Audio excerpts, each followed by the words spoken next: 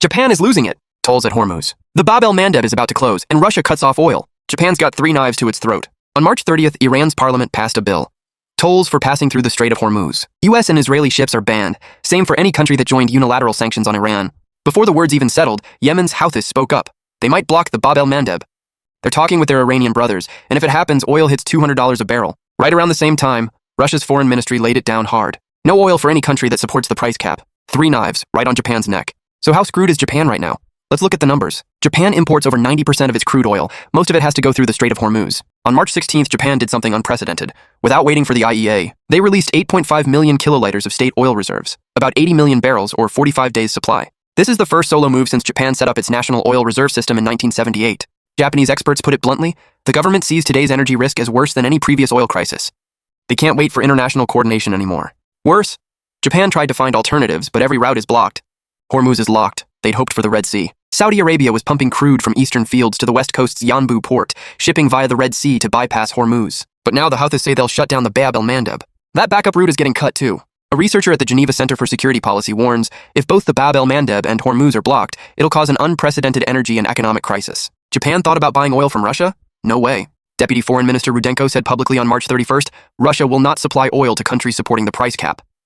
Japan is still bound by those obligations, no exceptions from Moscow. Japan followed the US in sanctioning Russia, and got Russian oil cut off in return. Hormuz locked, Bab el-Mandeb likely sealed. All 3 routes are gone. What can Japan do? Short term, just burn through reserves. 8.5 million kiloliters of oil reserves. Most of it will be gone in a month. On March 10th, Japan's Ministry of Economy held an emergency meeting to start cross-regional LNG coordination. If that doesn't work, the Agency for Natural Resources will step in to manage nationwide distribution. But that's just robbing Peter to pay Paul. Long-term, Japan has almost no cards left. Restart nuclear? After Fukushima in 2011, most plants are shut down. Huge pushback. Renewables are still too expensive. No way they fill the gap anytime soon. Find new sellers? The whole world is grabbing oil. You're lucky to get any. And the worst part?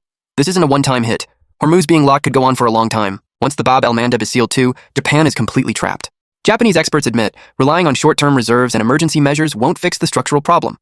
If they burn through too much Jubei, Japan faces even bigger energy security risks. And it gets worse. Higher energy costs ripple through everything. Japan's inflation has been out of control for years. In 2025, real wages per person dropped another 1.3%. That's 4 years in a row. Now energy prices are rising again. Business costs go up. People's burden gets heavier. Spending slows. The whole recovery chain breaks piece by piece.